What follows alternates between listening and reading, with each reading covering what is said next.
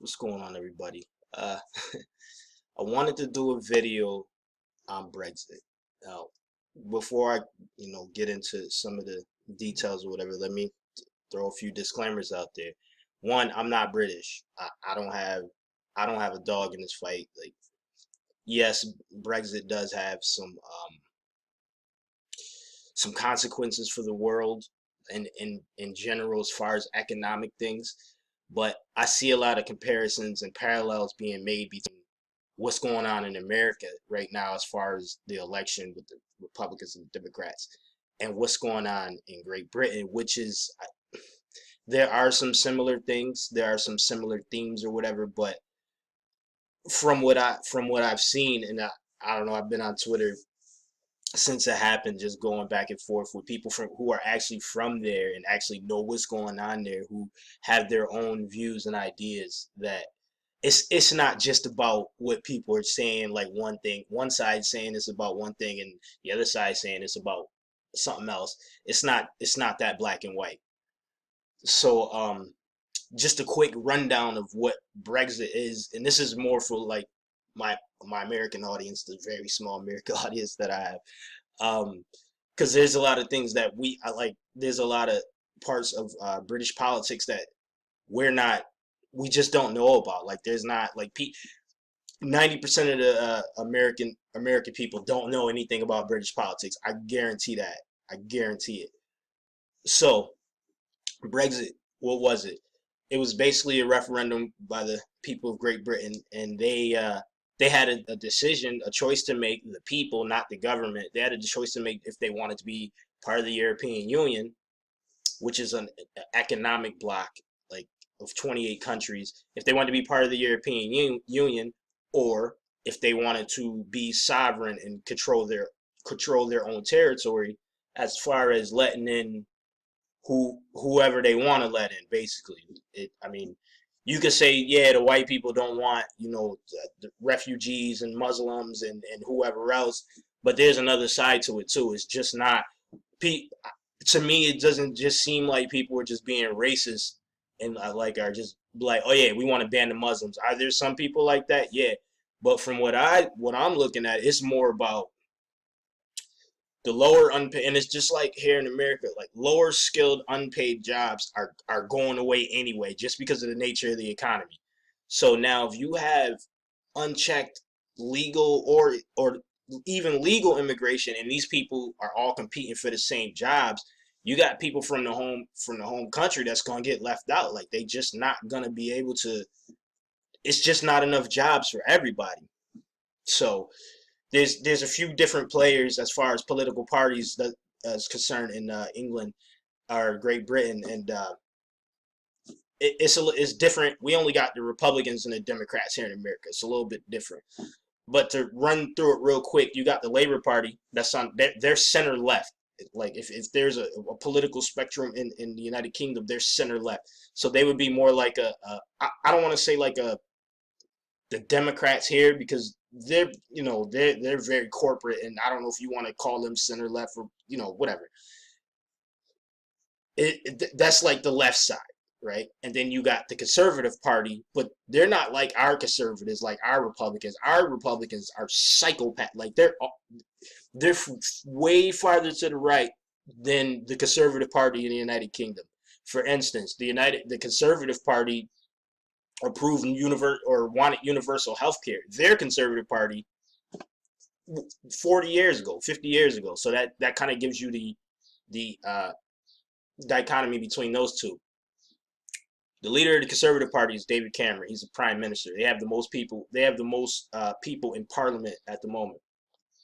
On the other side, the minority is the Labour, the left side. They're ran by Jeremy Corbyn. Now, the interesting thing is David Cameron and Jeremy Corbyn on opposite sides both were against Brexit. Like they both wanted to stay in the European Union. So that just shows you some of the similarity. It's not just black and white with these political parties. And then you got you got UKIP, the UK Independence Party. Now these dudes is super.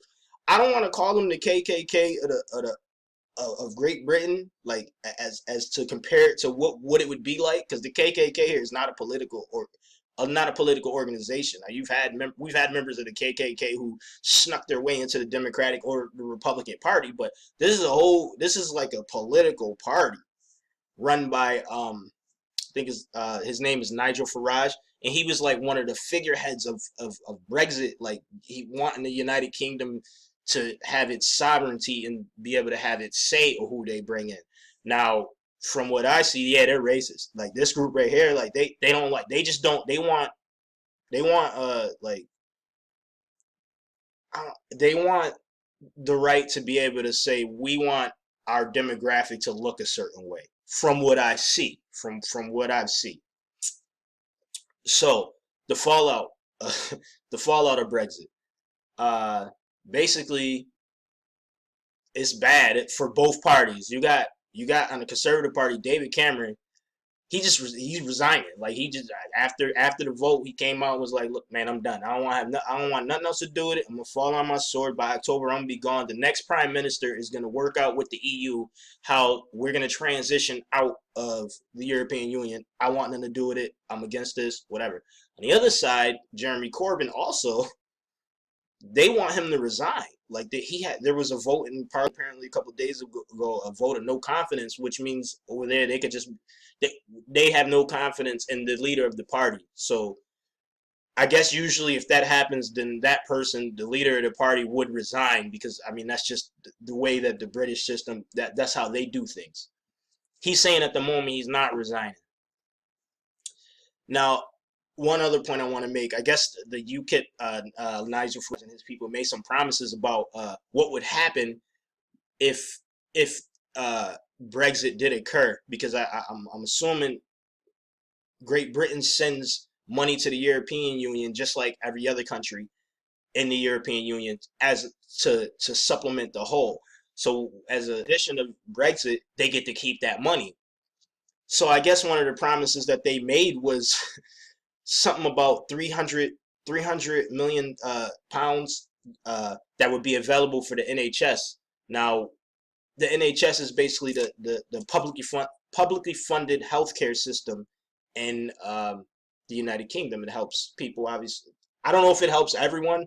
I'm not exactly sure. I got to do a little bit more research on how they exactly, if everybody has universal health care or if it's just for the people who can afford it. I'm not exactly sure. But this extra $300 million was supposed to be going to the NHS.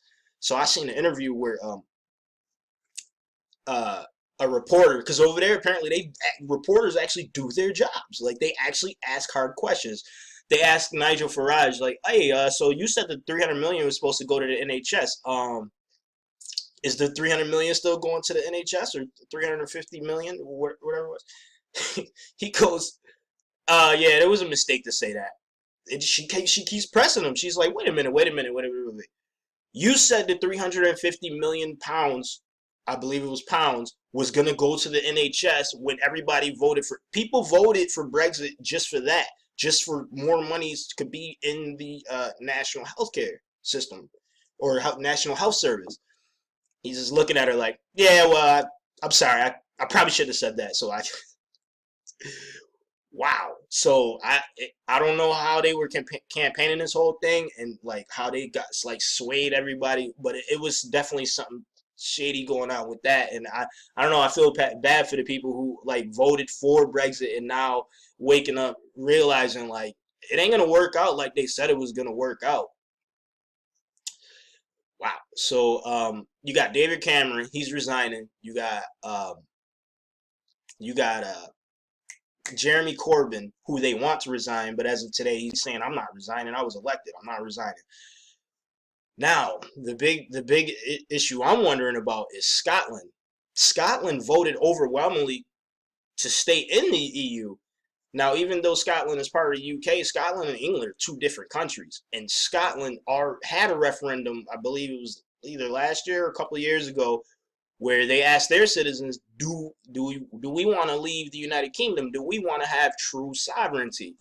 So now the question presents itself is, if the United Kingdom has the right to leave the European Union, which they do, I mean, I'm all for it. Like, I believe I believe a country should have the right to determine their own destiny and not a big economic bloc trying to control one country and impress its views on.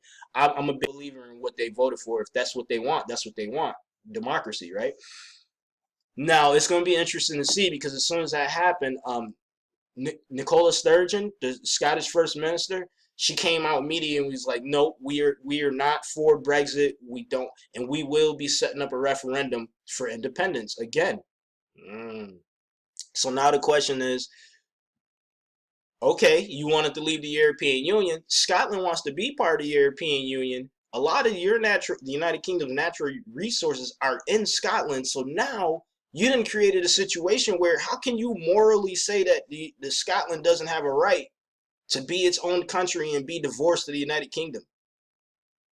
And I'm hearing from some of my friends across the seas is if Scotland leaves, then Northern Ireland and Wales are going to want to leave too and be their own country and perhaps join the European Union. So I don't think the people of Great Britain fully realize the ramifications of what they've done. Now there was a petition yesterday to it's hashtagging on Twitter right now, Regrexit. There's a petition. It was like 2.5 million people signed to have another EU referendum because now people were immediately like, I didn't actually think that the vote was going to win and that we were going to actually leave the European Union. I regret that. I'm sorry because the economic impact was immediate. I think they lost like, I think the world economy lost like, I don't know, $2 trillion, gone just like that. So there's definitely ramifications. One more thing I want to kind of throw out there from my friends over in Great Britain or whatever, please don't compare Brexit to the European or to the November 8th elections that we got coming out. It's a few things that are similar. One of them being that most of Donald Trump supporters are racist as fuck. Yeah, like okay, they're racist as fuck. However, you can't call Donald Trump a racist and not call Hillary Clinton a racist. And she's on the left. She's a Democrat, even though her policies are more center right.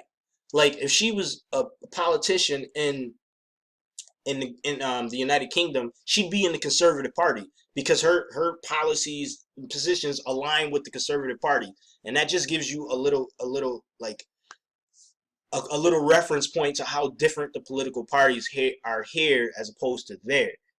Now, we could talk all day about how racist Donald Trump and his supporters are, but the Democratic nominee advocated for mass incarceration of a race of people. Mass incarceration. As well as now she takes money from the private prisons who notoriously target poor people and people of color, not just black people of color, to line their pockets. Send them to the private prisons. It's legalized slavery basically. So all of this, is Donald Trump just as is racist and all? I don't want to hear that because Hillary Clinton to me is just as racist. She's a war hawk. And she's on the left. So I don't know. Oh, one more thing. Boris Johnson. This dude is crazy. Y'all gotta check this dude out. If you don't already know who Boris Johnson is, he literally looks like the British Donald Trump, the former mayor of London, and he kind of spearheaded like along the UKIP. I don't know if he's affiliated with UKIP, but he's one of the leading politicians who spearheaded Brexit, and he might be the next prime minister. And he's confirmed, according to most accounts, he's a confirmed racist. He might be the person who replaces David Cameron. Wow. You don't know what it's going to be interesting to see what happened. I mean, by 2018, the United Kingdom itself might only consist of England and Wales. Whew, that's going to be something. Well, follow me on Twitter at CaesRulez, CAESE_RULEZ, and follow me on YouTube at Prince Cesar 27. That's just my little 2 cents on Brexit. I want to do a video on it. I don't know. All right.